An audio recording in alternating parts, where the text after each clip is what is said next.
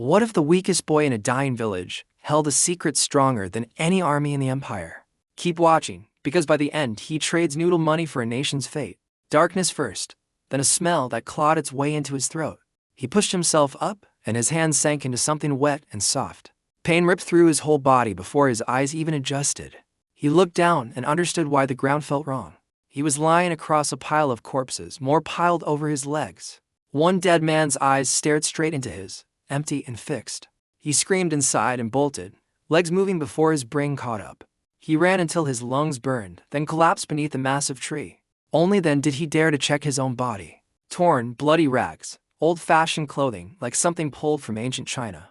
Whip scars crusted his skin, but the surgical scar on his knee was gone. His leg hair was baby-soft. No beard.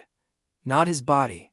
Not his life. Somehow, impossibly, he had woken up inside a teenage boy's skin. Maybe 14, maybe 15 years old. Starving, freezing, alone. He sat shivering under that tree, muttering about instant noodles like it was a joke. Then the world answered him. A glowing screen floated in front of his face out of thin air. It showed his name. It showed a balance of 12,580 yuan, the exact number from his bank account back in his old life. Below it, a shopping list. Instant noodles. Simple as that. He tested the thing immediately, asking it for a handgun. Pistols appeared, but every price tag was higher than his entire balance. Bullets sold separately. Useless for now. So he bought what he could afford. Noodles, a pan, water, a lighter. He built a fire right there in the forest and started boiling water. While he waited, he kept scrolling, kept buying. Cheap clothes, a backpack, a one-person tent, a sharp machete in a sheath. That machete sliced through a tree branch like it was paper. By the end of his first day, he'd spent 1,623 yuan. Balance remaining, 10,957. He barely slept that first night, haunted by dead staring eyes. At dawn he packed up, pan in one hand, blade in the other. No map, no plan, just forest in every direction. Every bird overhead made him flinch, half expecting monsters. But the snakes he passed were just snakes, ordinary, harmless. Maybe this wasn't fantasy. Maybe it was history. He wanted a river, something to follow towards civilization. Half a day of walking gave him nothing, not even a puddle. Money kept draining. Water, buns, soy milk, small purchases adding up fast. Then he spotted it. Stone steps, cut deliberately into a mountainside. Man-made. Someone had been here before. He forgot lunch entirely and started climbing, hope pulling him upward. From halfway up, all he could see was endless forest and towering peaks. It felt hopeless. He kept climbing anyway. By afternoon he reached the top and found something unexpected. A cluster of abandoned huts, choked in spider webs and dust. A small courtyard, 3 rooms, a collapsed fence, and behind it, more ruins. A dozen more courtyards, all just as empty, just as forgotten. Then he saw the broken weapons, the sun-bleached skulls scattered in the dirt. This hadn't been a village. It had been a bandit hideout, and somebody had wiped every last one of them out. While searching the ruins, he found a shattered piece of jade. The moment he touched it, the shopping screen lit up again. It offered to buy the jade back for 680 yuan. He sold it without hesitation. Balance jumped to 11,595. That single sale changed everything about how he saw this mountain. If he couldn't find a way out yet, why not stay and search for treasure? He chose the most intact courtyard and made it his base. He pitched his tent, cleared weeds with his machete, stacked firewood to dry. He found a rusted bronze sword, useless as a weapon, perfect as a fire poker. Feeling flush from the jade sale, he splurged on a roast suckling pig. It turned out tiny, barely a meal, but the smell alone was worth it. End of day 2. Balance 11,157 yuan. He devoured the whole pig that night and paid for it with a sleepless stomach. Morning 3 arrived with sunlight already high and his belly still churning. He bought braised pig head meat and cheap beer for lunch. Simple, satisfying. Then he decided to burn the pile of weeds he'd cut the day before. The grass was damp. The fire turned into a wall of thick black smoke. It rose over the mountaintop like a signal beacon for anyone to see. He shrugged it off. Nobody was out here. He was wrong. Miles away, at the very mass grave he'd crawled out of, villagers were digging. 20 of them, ragged and grieving, searching for the bodies of their men. Turk raiders had swept through, forcing locals into slave labor, killing anyone who resisted. Among the mourners sat a hollow-eyed young man of maybe 16 or 17. His name was Dong, and he was searching for his little brother, Yunf. That brother was him. the stranger now wearing a dead boy's skin. Dong's body hadn't been found among the corpses. Nobody knew if that meant hope. Then someone spotted the smoke curling up from the mountaintop in the distance.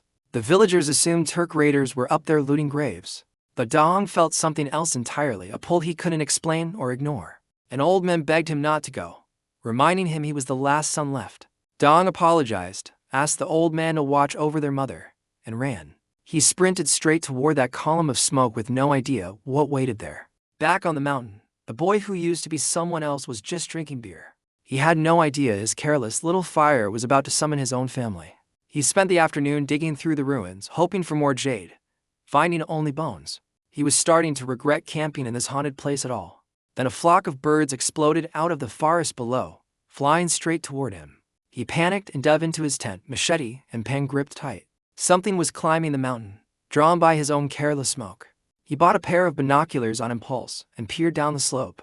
A young man in rough cotton clothes was leaping up the incline like it was flat ground. Definitely Chinese. Definitely inhumanly fast. His mind raced toward Wuxia legends. Then he heard his own name being shouted. Yunf. Yunf. The stranger reached the top in moments, muscular, sharp-featured, older than him. He pointed his machete at the man and demanded to know who he was. The stranger looked confused, then flicked his forehead so fast he never saw it coming. He hit the ground rolling, pain blooming across his skull. The man called him little brother, asked why he didn't recognize his own family. He checked a small crescent birthmark on the boy's thigh and broke down crying. This was Erling. This was really his brother. Alive. He grabbed the boy's shoulders and asked if he remembered their mother, their sister.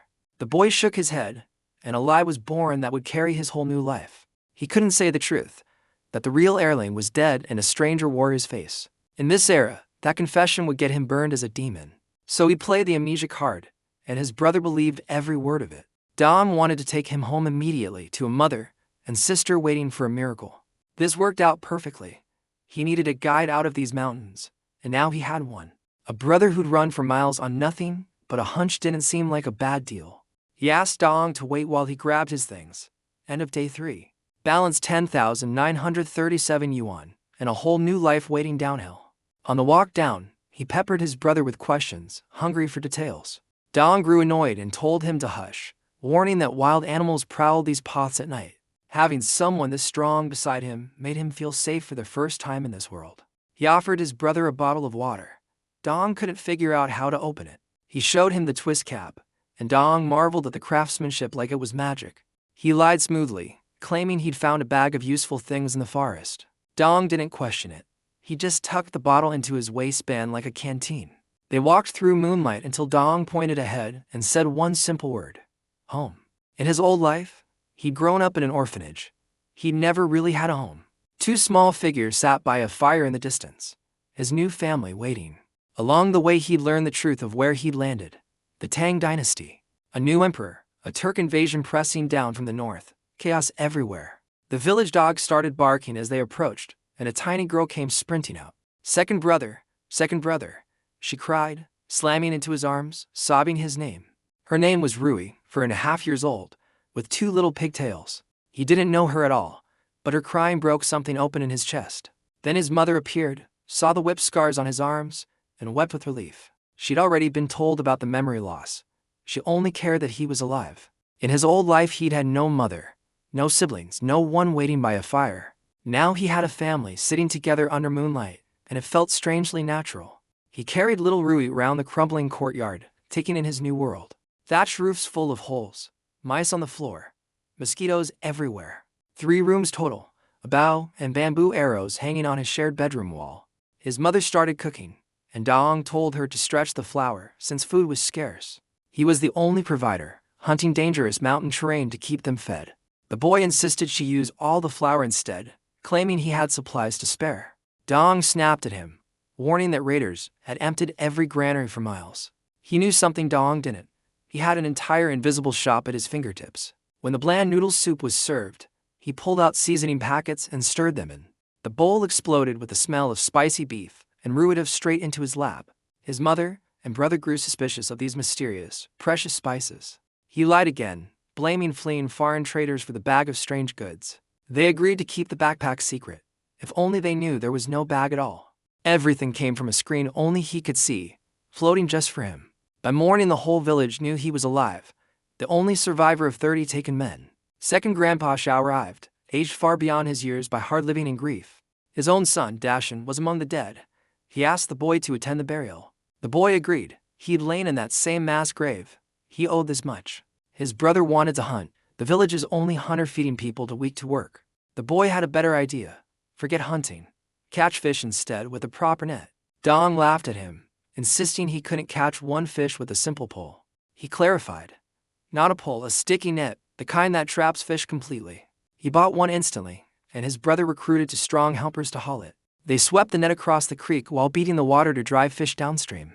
When they hauled it in, it was so heavy nobody could budge it at first. It was packed solid with thrashing fish, more than anyone in the village had ever seen. Their handmade hooks and loose scoop nets had never caught anything like this. He started throwing the small fish back, and everyone around him got furious. Second Grandpa snatched a fish from his hand, ready to scold him for wasting food. Then he saw the pit full of thrashing giants and went completely silent instead. The boy explained simply, keep the big ones. Let the small ones breed for next year. Second Grandpa understood immediately and applied the same logic to hunting from then on. Within the hour, every household in the village had the fresh fish to take home. Then they walked to the burial, the stench of death thick over 20 unburied bodies. But something felt wrong the moment he stepped into Second Grandpa's yard. The smell was weaker than it should have been after days in the summer heat. He ran to Dashan's body and pulled back the straw mat covering his face. Pale skin, cracked lips, but still warm. That detail changed everything. He pressed the boy's eyelids, checked his pupils, pinched his finger, and watched the color return. This wasn't death. This was suspended animation, a false death mistaken for the real thing. He shouted for boiling water and salt and carried Dashan inside himself. He cleared the airway, shook him, shouted his name, tried everything he remembered from another life. Nothing worked until he pressed the point between nose and lip and felt a faint puff of air. He held a thread under Dashan's nose, and it moved. Faint, but real. He was breathing. Second Grandpa watched his son's eyelashes flutter, then saw his chest rise on its own.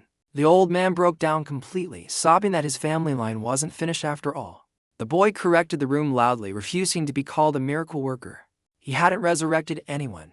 Dashan had never actually died. The clue was the missing stench. Word spread through the village faster than the smell of death ever had. That evening, starving after only one bowl of soup all day, he asked for fish. His brother pulled a massive carp from the water jar, meat enough for days. He asked for the fish to be sliced paper thin, and his brother's skill stunned him. Every slice was translucent, every tiny bone removed without a single mistake. He built a spicy pickled cabbage fish stew, seasoning secretly bought and smuggled in. The whole yard filled with a smell so rich his mother called it the best meal of her life. Rui abandoned her chopsticks entirely and ate with both hands, terrified someone might steal it. Watching his family eat together, grease on their lips and joy on their faces, felt like healing. The next morning, Dashan woke fully, smiling weakly from his bamboo bed. The boy checked him over, then turned to a problem that had been bothering him for days. There were no toilets in this village. His mother and sister squatted in snake-filled bushes. That was unacceptable, so he'd sketched a design overnight. A real flush system. A water tank, a pull chain, clay pipes running out to a fertilizer pit. The village carpenter studied the drawing and agreed it could be built. He refused payment, saying it served the whole village, and asked only for meals in return. The boy bought bulk flour and yeast, and his mother helped him bake without asking questions. Day 5. Balance 10,000 to 163 yuan, and the whole village mobilizing. They pushed a cart of steamed buns and fish soup up to the construction site. Villagers ate carefully, wrapping leftovers in leaves to bring home to hungry families. Word came that Second Grandpa had spent his own son's wedding savings helping build the pipes. The boy felt a pang of guilt. This was about pride now, not just money. He decided he'd find another way to repay that debt without wounding the old man's pride. The outhouse rose fast, wooden walls, a water tank, private stalls, even a hand-washing station. When the pipes were finally tested, water rushed through and splashed cleanly into the pit below. It worked perfectly, and the whole village went wild trying the flush mechanism themselves. People who didn't even need to go stood in line just to pull the chain. That evening, he invited the old men over for a quiet drink to celebrate. Over food and liquor, he learned how the village made its living, trade by trade. A vegetable farmer whose market had been closed for months, his crops rotting in the ground. A potter who made jars, a teacher who wrote letters, a carpenter, the most successful of all. He offered the carpenter a real building job, and the old man's eyes lit up. Then he noticed second grandpa looking left out, and his mother stepped on his foot under the table. People don't mind being poor. They mind being treated unequally. He caught the mistake fast. He steered the conversation toward Grandpation's rotting vegetables and a question about pickles. Second grandpa admitted pickling was a gamble here. 9 jars and 10 went rotten. The boy knew better. Real preservation needed only a little salt and proper fermentation. If success rates were that low, someone was making a basic mistake, and he could fix it. If second grandpa made the jars and Grandpation supplied the vegetables, everyone would profit. The next morning he stepped outside in a Hawaiian shirt, feeling great until he saw his brother. Same outfit, but Dong had muscle and bronze skin while he had visible ribs. Worse, his brother's handmade sandals looked cooler than his knockoff sneakers. He threw a small tantrum and demanded his own pair immediately. Word arrived that Grandpation and second grandpa wanted him at the pottery workshop right away. The yard was already packed, mostly women, since raiders had taken almost every young man. He unrolled his design for pickling jars, a special rim that created an airtight water seal. Second grandpa understood the sketch immediately and promised 50 jars ready by the next day. The workers didn't fully grasp the plan, but they understood it meant steady meals. Feeding nearly 300 buns a day to every crew was draining his balance fast. He and his brother staged another fake trading trip, hauling back more flour by cart. Balance dropped to 6,125 yuan, and he realized something urgent. He'd been spending non-stop without earning a single coin back. That had to change. On the road home, he secretly studied a history book and a map of China. Their village sat south of the rivers, relatively safe while the Turk army camped to the north. He knew exactly what was coming next, because history had already written it down. Then, at the top of a slope, they found 4 Turkish soldiers resting with looted horses. His heart dropped. He searched the shop frantically and bought a small combat knife. His brother tightened his grip on the machete and walked straight toward the danger. The soldiers cursed and drew their swords. He hid behind the cart, terrified. Then his brother moved in that same terrifying blur from the mountain, and blood sprayed. One stroke, and the leader was down. The others froze, stunned that a civilian fought back.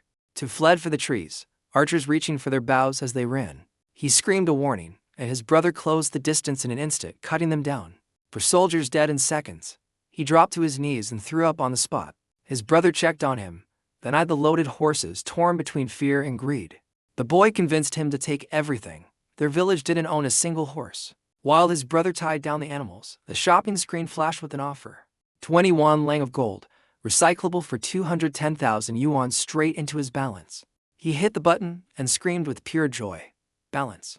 215,725. In one bloody encounter, they'd gone from dirt poor to genuinely, staggeringly wealthy. They rode home passing a bottle of liquor back and forth, both grinning like fools.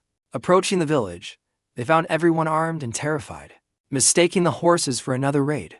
The village elders calmed down fast once the horses became a source of pride, not fear.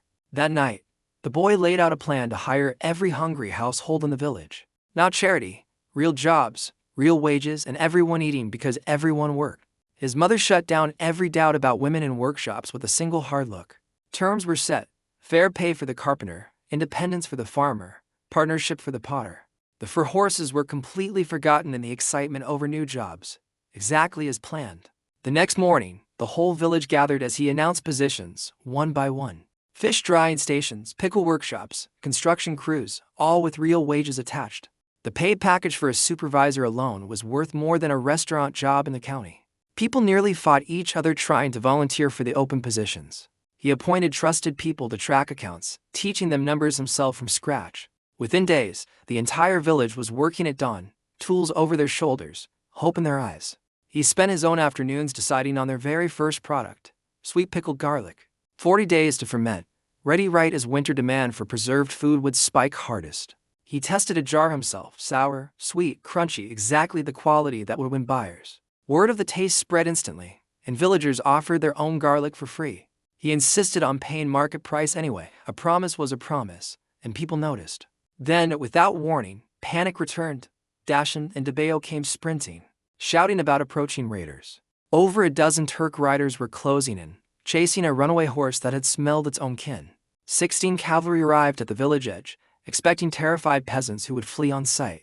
Instead, they found villagers standing firm, tools raised, unafraid. That confused them badly. The young Turk leader demanded to know why their stolen horse was standing in this village. He answered simply that he'd found it, and the leader swung a whip at his face. His brother's machete flashed and cut the whip clean in half before it landed. The leader recognized the killer of one of his strongest warriors and paled instantly. A duel was proposed. Win, and they leave. Lose, and the village pays with everything. His mother stepped forward, straightened his brother's collar, and sent him into the fight with pride. A massive warrior swung an axe like a thunderbolt, but his brother dodged and struck back. The axe chipped badly against modern steel while the machete came away untouched. Then the Turk leader cheated, firing an arrow that barely missed his brother's face. Something in the boy snapped, and he stepped forward gripping a weapon nobody recognized. It wasn't a crossbow. It had no arrows. They dismissed it as harmless. His brother, ready to trade the machete for the village's safety, hesitated at his mother's side. Then the boy pulled the trigger. A mini submachine gun, roaring fire and smoke. To full magazines, 50 rounds, gone in seconds. Balance, 109 of 4,650. When the smoke cleared, all 16 soldiers lay motionless on the ground. Every villager stared at him in stunned silence, having hit the dirt at the first shot. He tossed the empty weapon to his brother, claiming he'd simply found it by chance. 20 war horses were now theirs. In a poor county, that was like owning supercars. He promised the terrified children something bigger than a story, a village guard of their own. They would learn to ride, to shoot, to protect their home from anyone who tried again. Someday, these kids might grow into the backbone of this village, maybe this whole country. The village pieced itself back together fast, feeding people, burying enemies, moving forward. Life kept demanding more of him. A stable, a riding track, a school, a future. Then a group of strangers in fine silk robes arrived, led by a steward named Wei. He worked for a powerful family and immediately noticed the 20 war horses in the stable. Second grandpa stuck to the agreed story. His brother had led the fight against the raiders. The steward wanted to buy horses for a royal wedding gift, but two were already claimed. The boy's own horse, Biffine, and his brother's black stallion, Lightning, were not for sale. Then the steward touched a jug of fruit wine and felt something impossible in summer heat. It was ice cold, made from a trick the boy had invented for his little sister. The steward's mind raced. A secret ice formula could be a priceless gift for the royal court. The boy gave the recipe away for free, understanding its real value lay elsewhere entirely. He also served pickles, and though the guests barely noticed at first, they couldn't stop eating. His brother played the perfect host, warm, generous, completely unaware of the impression he made. Among the visitors was a well-dressed teenager with wide, curious eyes, fascinated by everything modern. The kid stared at his brother the whole evening, cheeks flushing pink by the bonfire. The boy noticed and started humming a love song under his breath. His brother had no idea. The next morning, his brother took the teenager hunting, still oblivious to an obvious crush. The steward left with the ice recipe, and later brought it before his powerful master. That master dismissed the ice trick as cheap, but noticed something far more valuable instead. The paper the recipe was written on was finer than anything in the entire empire. It was a silent message. Access to paper-making technology nobody else possessed. The boy had no idea the single sheet of paper had reached the very top of society. Meanwhile, far to the north, history was unfolding exactly as his hidden book predicted. A general seized the machete he'd unknowingly loaned away, and charged alone into thousands of enemies. The blade cut through bone without dulling, breaking enemy morale within minutes. Over 1,000 Turk soldiers died that day, and the enemy commander surrendered on the spot. The boy knew none of it. He was home arguing with his mother about free pickles. Then came news that shook the whole pig pen. Their captured wild sow had given birth. 12 healthy piglets, not a single loss, thanks to a diet the village had mocked. He declared a feast for the entire village, nearly 200 people, on the East Hill. Hunting parties went out for extra meat while the kitchen prepared an enormous spread. While preparations rolled forward, the steward's group returned unexpectedly. This time with the same curious teenager. The teenager's family name was Wei, and she was, in truth, a girl hiding as a boy. Nobody in the village suspected it. His brother remained completely, hilariously oblivious. During the feast, cold noodles were invented on the spot to beat the summer heat. The whole hilltop went silent except for slurping, bowls sent back again and again for refills. The steward finally worked up the courage to ask for the recipe outright. The boy gave it freely, but proposed something else entirely, a trade partnership for the pickles. The steward left impressed, quietly revising every assumption he'd made about this so-called brain-damaged boy. Meanwhile, on the banks of the Wei River, the greatest bluff in Chinese history was underway. The new emperor stood before the entire Turk army with only 6 riders at his side. He imprisoned their envoy instead of returning him, then dared the whole army to attack. Behind the scenes, a mysterious voice spoke from thin air, guiding the emperor's every move. It suggested making the envoy believe Tang forces were far larger than they truly were. Thousands of soldiers cycled through different armor all night, marching past the envoy again and again. By morning, he believed he counted an army 5 times its real size. It was all fake. The boy knew none of the ceremony details, sorting river crabs in his own backyard. The treaty was signed. The Turk army agreed to withdraw completely. Peace right on schedule. News spread fast, and the whole village celebrated with singing, laughing, an overwhelming sense of relief. The boy turned his attention toward something new. Stories, printed and sold as entertainment. He recruited the village teacher to write down a love story he narrated from memory. The tale was ancient and famous, a girl disguised as a boy, a tragedy, a transformation. He couldn't copy modern text directly, so he told it in his own clumsy words instead. The teacher translated it into proper literary prose that Tang Dynasty readers would understand and crave. Meanwhile, the steward brought the ice formula and cold noodle recipe before his true master. That master was one of the most famous advisors in all of Tang Dynasty history. He recognized the paper's quality instantly and understood exactly what kind of deal was being offered. His own daughter, the teenager who'd visited the village, adored the pickles more than anyone. She stormed into the room accusing her father of stealing her jar of pickled celery. Her father couldn't even scold her. He simply sent word that the offer had been understood. Meanwhile, the boy overhauled his supply chain, using hidden drop points instead of risky fake trips. He commissioned a special shipment of newsprint paper, cheap, light, and perfect for printing stories. He named his magazine zine Planning Stories News, Practical Tips, and quiet advertisements for pickles. The math was staggering.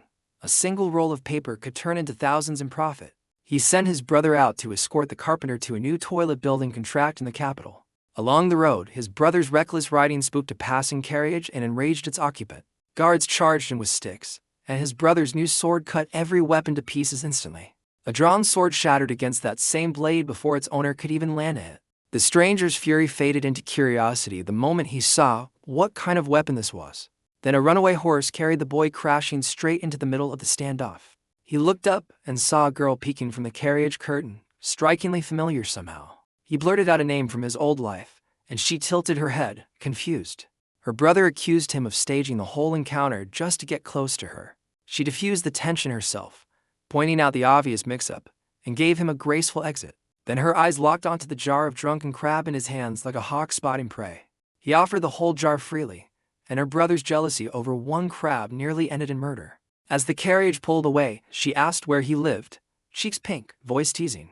He told her his name, his village, and she smiled. Don't forget what you promised. His brother revealed the family crest belonged to one of Tang's most powerful military commanders. The boy grinned. A connection to that family was worth more than any amount of gold. Meanwhile, the advisor presented the boy's pickles directly to the emperor himself in the palace. The emperor, expecting bland emergency food, couldn't stop eating once he tasted the first jar. He placed the entire pickle trade under royal protection, tribute in exchange for imperial goodwill. Nobody would dare threaten a business the emperor himself depended on for his own table. The ice formula was ordered spread to the southern provinces as propaganda for the new ruler. Then the emperor turned to an empty room and spoke a name, Kaishan. A hoarse voice answered from behind a bookcase, the boy's own father, alive, hidden, secretly serving the throne. He had been the mysterious advisor behind the entire bluff against the Turk army all along. The emperor offered a noble title for the boy's family, but his father refused it outright. He asked instead for his sons to be treated as ordinary citizens, left out of the spotlight. The emperor warned that a tree taller than the forest gets broken by the wind eventually. His father said nothing, choosing silence over protection, leaving his own son exposed without knowing it. The boy had no idea any of this was happening, still sorting crabs, still telling love stories. Back home, his brother's oblivious kindness sparked an idea for a new kind of business. An injured wild hen gave him the idea to farm chickens instead of only hunting them.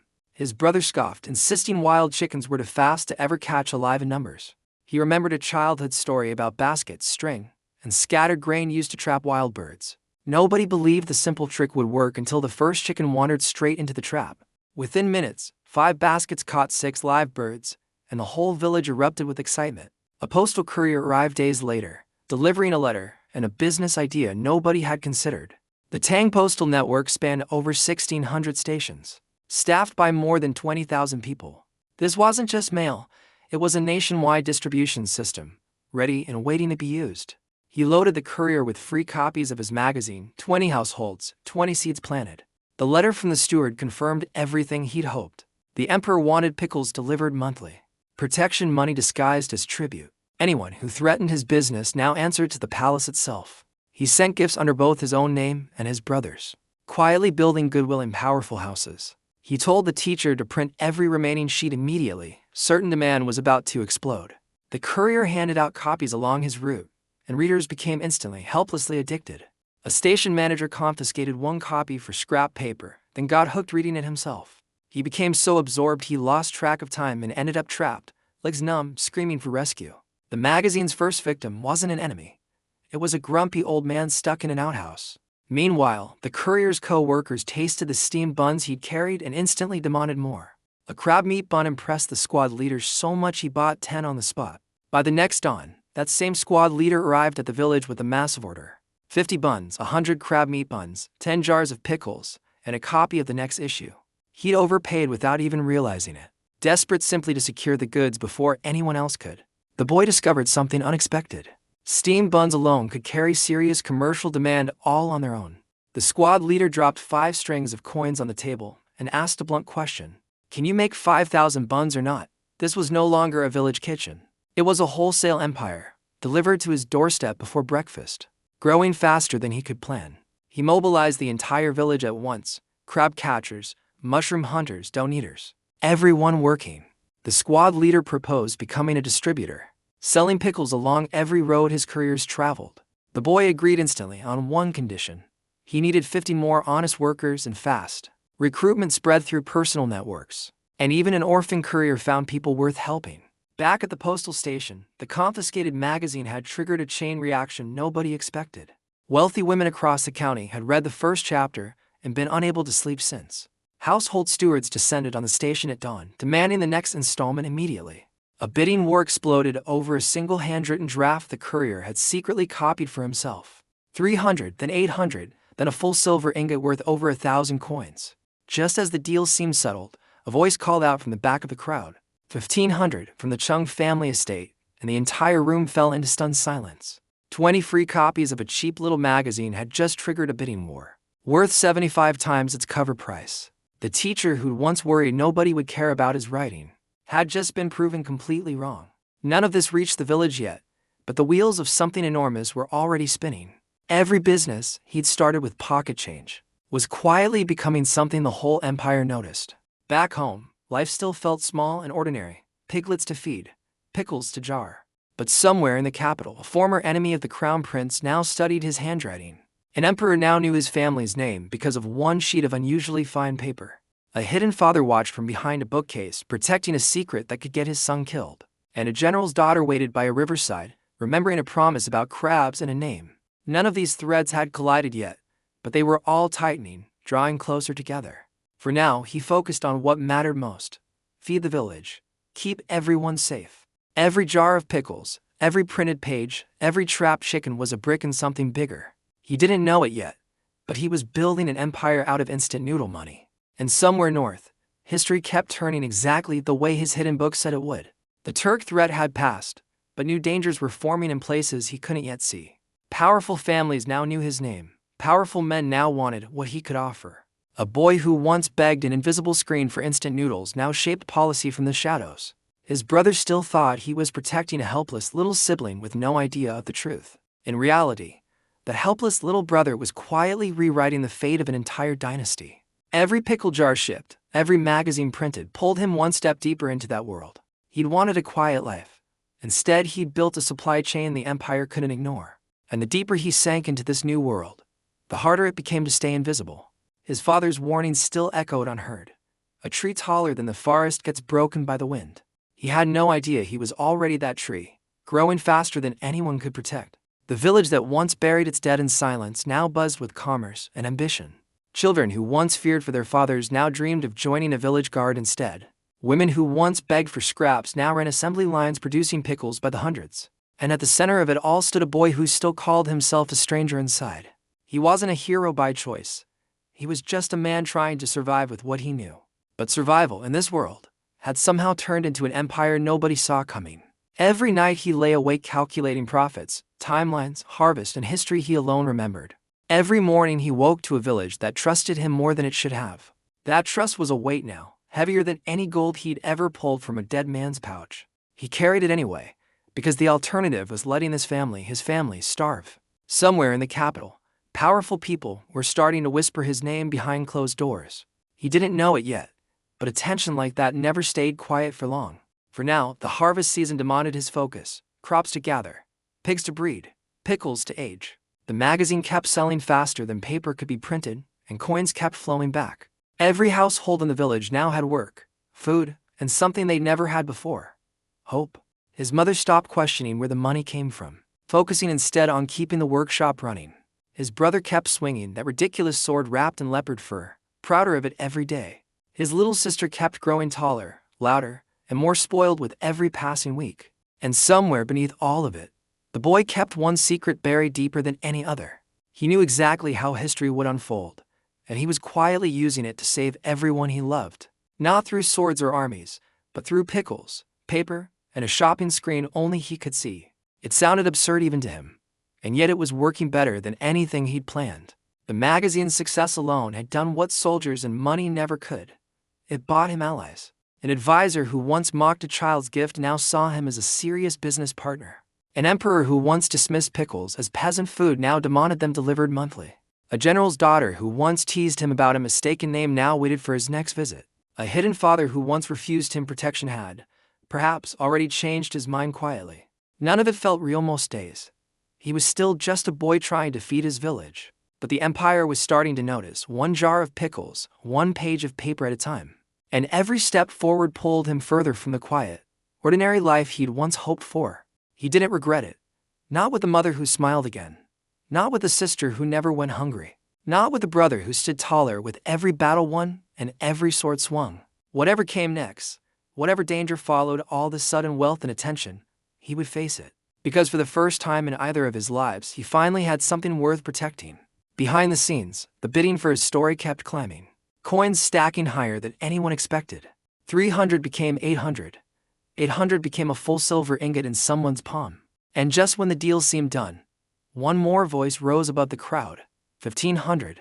The Chung family, the same household connected to the girl who still remembered his promise. The room went silent, everyone recalculating exactly how far the small village boy had reached. A teacher who once feared his writing was worthless now watched strangers fight over his words. Word would eventually reach the boy himself, though he'd have no idea what had triggered it. For now, he was home, teaching villagers to make cold noodles for one more summer feast. Every dish he introduced spread through the county faster than he could keep track of. Every recipe he gave away turned into another thread connecting him to people he'd never met. The empire didn't know his real name, his real story, or where he'd truly come from. All they knew was that a village once left for dead was suddenly thriving beyond reason. And at the heart of that thriving village stood a 14-year-old boy nobody could quite explain. He wasn't a general. He wasn't a noble.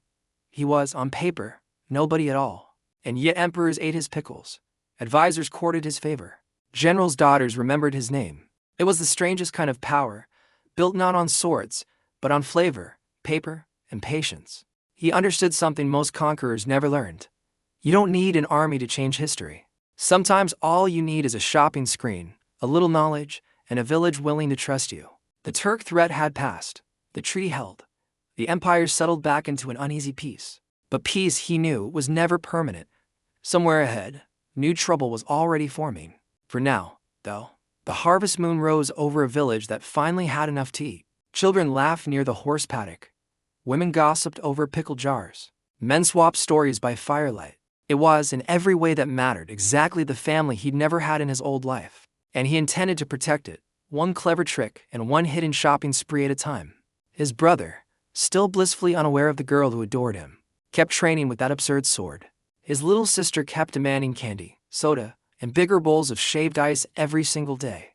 His mother kept running the pickle workshop like she'd been born to manage a business empire. And he kept quietly rewriting the fate of a dynasty from behind a stick fence in the countryside. Somewhere far away, powerful men debated his family's future without ever having met him in person. He had no idea, and honestly, he didn't need to know yet. His hands were already full. There were pigs to breed, fields to clear, and a printing press that never stopped running. Every problem he solved created 3 new ones, each bigger than the last, each demanding more. But he'd take that trade every single time over the mass grave he'd woken up in. Because whatever came next, he wasn't facing it alone anymore. He had a family now. And a family, he was learning, was worth more than any balance a shopping screen could show him. Still, the numbers kept climbing behind the scenes. Coins and influence stacking in ways he barely tracked. Every jar sold added weight to a name that was slowly becoming impossible to ignore. Every chapter printed pulled powerful families a little closer into his orbit, whether he wanted them there or not. The quiet mountain hideout he'd first camped in felt like another lifetime entirely by now. From corpse pile to family courtyard to imperial supplier, in less than 2 months of this new life, it should have felt impossible. Instead, it felt inevitable, like history itself was pulling him forward. He didn't fight that pull anymore. He simply tried to steer it somewhere safe for everyone he loved. The village prospered. The empire noticed. And somewhere, a general's daughter kept waiting for a promise. A jar of drunken crab, delivered as promised, sat waiting in a mansion far from the village. She'd remember that gift long after the taste faded, and long after the season changed. Meanwhile, back at the pottery workshop, second grandpa fired jar after jar, proud of every batch. The debt the boy still felt he owed the old man remained unpaid, quietly, patiently waiting. He'd find a way eventually. For now, there were pickles to jar and mouths to feed. The dining hall on the East Hill buzzed every evening with laughter, gossip, and the smell of broth. Nobody in that hall knew an emperor now depended on their pickles for his own table. Nobody knew a bidding war had erupted over their teacher's handwriting 3 counties away. They just knew the harvest was good, the pigs were healthy, and dinner never ran short anymore. That simplicity, more than any amount of gold, was what he'd truly been fighting to protect. Every clever invention, every hidden purchase existed for one reason: keep this family fed and whole. He hadn't planned to build an empire. He'd only wanted to survive one more day at a time. Somewhere, along the way, survival had quietly become something far bigger than he ever intended. And still, every night, he checked on his sleeping sister before letting himself finally rest. Every night, his brother sharpened that ridiculous sword, dreaming of glory he hadn't yet earned. Every night, his mother counted jars, coins, and blessings in equal measure, grateful for all of it. The village slept soundly now, no longer haunted by raiders, no longer starving in silence. Somewhere north, the Turk army retreated further with every passing week, exactly as history had promised. Somewhere in the capital, an emperor slept easier knowing his southern provinces finally had summer ice. Somewhere behind a bookcase, a father kept watching, kept protecting, kept staying silent for his son's sake. And somewhere in a mansion, a young girl reread a letter and smiled at a familiar name. All these threads, quiet for now, were drawing tighter around one small village and one strange boy. He felt it sometimes, a pressure just beneath the surface of ordinary village life. But he pushed it aside each time, choosing instead to focus on what was right in front of him. A sister who needed candy, a brother who needed guidance, a mother who needed rest. Everything else, the emperors, the generals, the bidding wars, could wait for another day entirely. Because at the end of it all, this was still just a story about family, patience, and survival. A boy who'd never had a home in one life had somehow built an entire world in another. Every pickle jar, every printed page, every trapped chicken was proof that he belonged here now. Proof that even a stranger from another world could become someone's brother, someone's son. Proof that kindness, patience, and a little clever knowledge could outlast even the harshest circumstances. The empire kept turning. History kept unfolding exactly as written, and the village kept thriving. Whatever storm came next, whatever powerful families finally came knocking at his gate, he'd face it, not as a stranger wearing someone else's skin, but as a brother, a son, a provider. That transformation, more than any gold or influence, was the real victory of this strange new life. He hadn't set out to change history. He'd only wanted a bowl of instant noodles. Instead, he'd fed an emperor, armed a general's daughter with cold noodles, and rewritten a village's fate. Not bad, he often thought, for a stranger who'd woken up on top of a pile of corpses. The road ahead still held danger, ambition, and powerful eyes watching from every direction. But for the first time since waking in that dark forest, he wasn't facing any of it alone. He had a mother who fought for him, a brother who bled for him, a sister who adored him. And whatever the empire eventually decided to do about a boy this strange, this capable, this lucky, he'd already decided his answer. He would protect every single one of them, no matter the cost. The harvest moon climbed higher over the East Hill, lighting up jars, fences, and sleeping fields. Somewhere below, A pregnant sow finally rested easy, her litter safe and healthy beside her. Somewhere in the schoolhouse, a teacher counted coins he'd never imagined earning from simple storytelling. Somewhere in the capital, powerful families debated a boy's future without knowing his name. And somewhere on a quiet stone slab, a family sat together, full, safe, and finally at peace. That peace, hard-won and quietly guarded, was worth more than any balance on any screen. He traded a lonely old life for a chaotic, dangerous, wonderful new one, and never once regretted it. The village that once buried 30 of its men now sheltered nearly 200 thriving souls.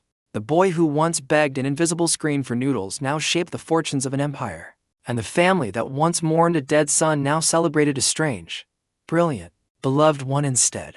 Whatever came next in this new life, he was ready, because he finally had something worth defending. The story of Shiyunf was still being written, one jar, one page, one promise at a time. And every person who'd ever doubted him, every skeptic, every rival was slowly being proven wrong. The teacher who feared his writing meant nothing now. Watch wealthy families fight over his every word. The old men who once mocked his strange ideas now begged him for the next clever trick. The brother who once flicked his forehead in mockery now looked at him with quiet, growing respect. The mother who once wept over his scars now smiled every time she watched him work. The little sister who once cried for lollipops now ran a small candy empire of her own bargains. Every relationship he'd built in this world felt more real than anything from the life he'd left behind. And every success, no matter how small, felt like proof that he finally belonged somewhere. The empire would keep watching, the bidding wars would keep climbing, the history books would keep turning. But none of that mattered as much as one simple truth he'd finally accepted completely.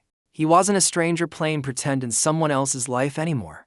This life was truly his own, and he intended to protect it, build it, and grow it for as long as fate allowed him. Whatever waited beyond the next harvest, the next treaty, the next bidding war, he would meet it standing. Back at the postal station, the bidding for his teacher's handwritten draft finally reached its peak. 1,500 coins from the Chung family silenced every other bidder in the room instantly. Nobody dared challenge that number, and the deal closed on the spot, jaws still hanging open. Word of the sale would eventually travel back to the village, carried by an amazed courier. When it did, the teacher who once feared failure would finally understand his true worth. 20 free copies, printed on cheap paper for almost nothing, had become the talk of the entire county. A love story about butterflies and heartbreak had done what swords and gold never could. It had opened doors in noble households that a village boy could never have knocked on alone. Every one of those doors led back to pickles, to ice, to paper, to one small village. The empire didn't know it yet, but its wealthiest families were now quietly dependent on Shago village. Its women waited on chapters, its officials waited on pickles, its emperor waited on preserved vegetables. All of it traced back to a boy who'd once bought instant noodles with a stranger's bank balance. Back home, the piglet feast wound down as the sun dipped low over the east hill. Villagers carried leftovers home in cloth bundles, still talking about the 12 new piglets born healthy. Children chased each other around the horse paddock, no longer afraid of hoofbeats in the distance. Women gathered by the pickle workshop, comparing notes on which jars were fermenting best this season. Men debated whether the school needed a second roof section before winter arrived in full force. For the first time since the raids, nobody in the village worried about where the next meal would come from. That single fact, more than any gold or royal favor, was the true measure of everything he'd built. His mother sat by the fire that night, mending clothes, humming softly, at peace for the first time in months. His brother polished that absurd sword one more time before finally setting it down to rest. His little sister fell asleep mid-sentence, sticky with jam, tangled in her favorite monster costume. He sat outside a while longer, watching stars he'd never seen this clearly back in his old life. No traffic noise, no city glow, just quiet and family and the faint smell of pickled garlic. It struck him then how strange this all was. A dead man's body, a stranger's life, and somehow, home. He thought about the mass grave where this had all started, the dead eyes staring back at him. He thought about how far that terrified 14-year-old had come in just a few short months. From corpse pile to courtyard, from starving to feeding a village, from stranger to brother to son. He hadn't asked for any of this, but he'd built it anyway, one clever trick at a time. Somewhere in the capital, his real father still watched from the shadows, protecting him without ever showing his face. Somewhere in a mansion, a general's daughter kept a jar of drunken crab and a promise close. Somewhere in a postal station, his teacher's words had just changed one family's fortune forever. And somewhere on a quiet stone slab, a boy who used to be someone else finally felt like himself. Not the man he used to be. Not entirely the boy whose body he wore. Something new entirely. Someone forged from both lives, carrying knowledge from one world and love from another. That combination, strange as it sounded, had already reshaped an empire without most of it even knowing. Pickles on a royal table, ice in the southern provinces, a love story in every noble household. All threads pulled by one boy who'd only ever wanted a hot bowl of noodles and a safe place to sleep. He got both, eventually, and so much more than he'd ever imagined possible. The war with the Turks had ended. The treaty held. The village thrived beyond anyone's expectations. And the family that had once been strangers to him now felt more real than any memory he carried. His brother's reckless bravery, his mother's quiet strength, his sister's fierce, stubborn love. These were the things that mattered now, far more than any balance glowing on a hidden screen. The gold had bought machetes, guns, and horses, but it was family that had bought his loyalty. He would keep building, keep trading, keep inventing, because every success meant one more safe day for them. The empire could keep its politics, its bidding wars, its whispered secrets behind bookcases. He had something simpler, and in its own way far more valuable, a place where he truly belonged. The next morning arrived quiet and golden, the kind of morning that felt like a fresh beginning. He woke to the smell of fish soup and the sound of his sister singing off-key nearby. His brother was already outside, swinging that ridiculous sword, muscles gleaming in the early light. His mother moved between the kitchen and the pickle jars, humming, counting, planning the week ahead. Nothing about the scene looked remarkable, and that, he realized, was exactly the point of everything he built. Ordinary mornings, full stomachs, a family that woke up together instead of grieving separately. He stepped outside, stretched, and looked out over the village he helped bring back to life. Smoke rose gently from a dozen chimneys, no longer a signal for danger, just a sign of breakfast. Children ran past the horse paddock laughing, chasing each other instead of hiding from raiders. Women called greetings across the yard, comparing pickle batches instead of counting funerals. It was, in every way that truly mattered, the home he'd never had in his old, forgotten life. He thought about the road still ahead, the empire's attention, the powerful families circling closer. None of it frightened him the way it once had. He had allies now, family, purpose. Whatever came from the palace, from the bidding wars, from a general's watchful daughter, he would handle it. Not alone, the way he'd stumbled through that first terrifying day in the forest, but together. Together with a brother who'd cut down raiders to protect him. A mother who'd sown through wartime to feed him. Together with a sister who'd forgiven him 100 times over a stolen scoop of shaved ice. Together with a village that had gone from starving strangers to a thriving, laughing community. That, more than any gold, any title, any imperial favor, was the true wealth he'd found in this world. He'd arrived here with nothing but a stranger's balance and a stranger's fear of the unknown. He was leaving that fear behind, piece by piece, jar by jar, chapter by chapter. Not because the danger was gone. Powerful eyes still watched from the capital, patient and calculating, but because he finally understood something worth more than any warning his hidden father had ever given. A tree taller than the forest might get broken by the wind, but a forest never falls alone. And he wasn't a lone tree anymore. He was rooted deep in a village that would stand with him. Whatever storms came next, whatever families finally came knocking with real intentions, he would face them as family. Not as a frightened stranger clutching a machete in the dark, but as a son, a brother, a builder. The empire could keep its politics. He had pickles fermenting, piglets growing, and a sister waiting for candy. That was enough for now. That was, in fact, everything he'd ever truly wanted. The sun climbed higher over the east hill, warming stone slabs, drying pickle jars, waking the whole village. Another day of building, trading, feeding, and protecting the only family he had left in other life. He picked up his little sister, ignored her sticky hands on his shirt, and carried her toward breakfast. Behind him, his brother sheathed the absurd sword and fell into step, still humming some tuneless song. Ahead of him, his mother waited with bowls already filled, steam curling into the cool morning air. It wasn't a palace. It wasn't even close to the comforts of his old, forgotten life. But it was warm. It was full. It was theirs. And that made it worth every risk he'd taken. Somewhere far away, an emperor ate pickles at his own table, unaware of the boy behind them. Somewhere in a mansion, a girl smiled at a memory of crab sauce and a promised name. Somewhere behind a bookcase, a father watched silently, proud of a son he could never openly claim. And somewhere in a small farming village south of the great rivers, a family sat down to eat together. No raiders at the gate, no empty granaries, no dead staring eyes haunting anyone's dreams anymore. Just breakfast, laughter, and the quiet, hard-won piece of a life rebuilt from almost nothing. He looked around the table at every face he'd fought, traded, and bled a little to protect. This was his answer to a world that had thrown him into a pile of corpses with no warning. Not despair, not vengeance, just family, patience, and one clever trick after another. The gold would keep flowing. The magazine would keep selling. The pickles would keep aging in their jars. But none of that mattered nearly as much as the sound of his sister laughing beside him right now, or his brother's ridiculous pride in a sword he barely understood the value of, or his mother's quiet relief every time she counted a full pantry instead of an empty one. These small, ordinary moments were the real treasure this strange new world had handed him. Everything else, the emperors, the generals, the bidding wars, was simply the price of protecting them. A price he'd pay again and again, without hesitation, for as long as this life allowed him.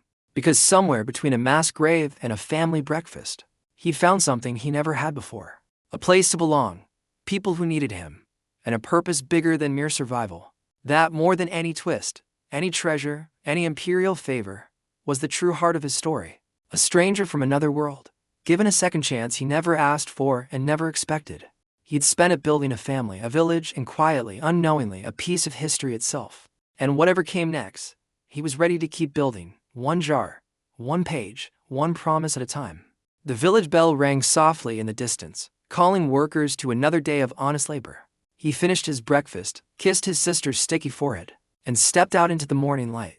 Ahead of him lay pickle jars to check, a school to visit, and a magazine still selling out fast. Behind him lay a life he'd never chosen, in a body that wasn't originally his own. Somewhere in between those two truths, he'd built something real, lasting, and entirely worth protecting. The empire's attention would only grow from here, pulling him deeper into politics he hadn't sought. But he faced that future with a steadiness he never could have found in his old, lonely life. Because this time, he wasn't facing anything alone. He had a family standing right behind him.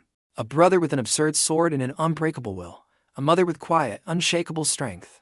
A sister with a stubborn heart and an endless appetite for candy and cold noodles alike. And an entire village that had learned through hardship exactly what it meant to rebuild together. That was his real legacy, more valuable than gold, more lasting than any imperial favor.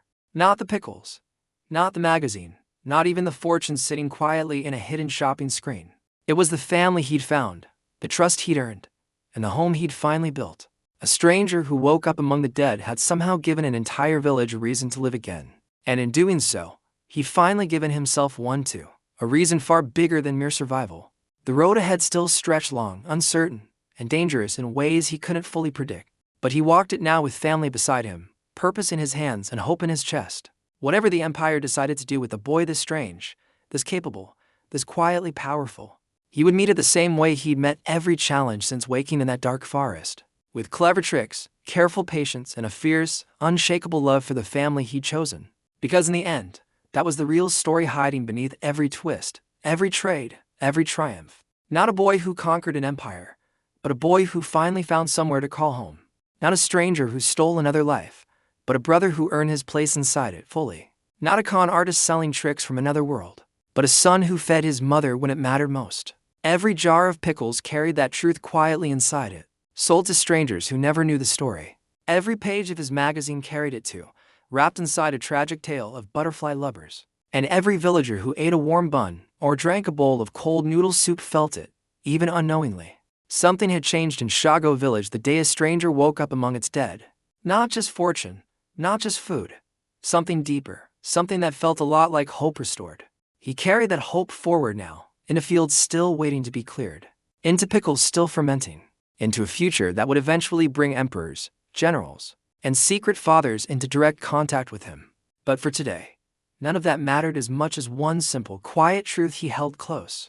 He was no longer a stranger wearing someone else's skin. He was Shiyunf, second brother, beloved son. A boy who'd once begged an invisible screen for instant noodles now fed an entire village, every single day. A boy who'd once trembled at the sight of a dead man's eyes now stood unafraid before Turk raiders. A boy who'd once had no home at all now had a courtyard, a family, and a reason to keep building. That transformation was the true twist at the heart of this entire story, quiet, personal, and complete. Not the gold he'd recycled from dead soldiers, not the guns he'd bought to save his village, not even the emperor who now depended on his pickles, or the general's daughter who remembered his name. Just a boy, a family, and a home rebuilt from almost nothing but patience and clever tricks. The story of Shiyunf was far from over, but its heart had already been found and settled. Family first, village second, empire, whenever it eventually came knocking, a distant third at best. That order of priorities had guided every decision, since the moment he'd first opened that glowing screen. And it would keep guiding him through whatever powerful families, hidden fathers, or royal favors came next. Because no amount of gold could replace a sister's laughter or a brother's clumsy, fierce loyalty. No amount of imperial favor could replace a mother's relief at a full pantry after years of war. And no bidding war, however enormous, could replace the quiet peace of a full table shared together. He understood that now completely. Standing in the golden morning light over a village he'd helped save. Whatever the future held, palaces, politics, or powerful enemies circling from the shadows, he was ready. Not because he was strong, or wealthy, or clever, though he was certainly all three by now, but because he finally had something worth being strong for. Something worth every risk and every trick. A family that had chosen him back, just as fiercely as he had chosen to stay and build for them. That mutual choice, made quietly over months of pickles, piglets, and shared meals, was the true happy ending. Not a crown, not a title, not even the staggering fortune sitting untouched in his hidden balance. Just a home, finally, after a lifetime of having none, in either world he'd ever called his own. The village slept soundly that night, full and safe, unaware of just how much had changed around them. Somewhere in the capital, powerful families kept whispering a name they still didn't fully understand. Somewhere behind a bookcase, a father kept watching over a son he couldn't openly protect. Somewhere in a mansion, a girl kept a promise close to her heart, waiting for it to be honored.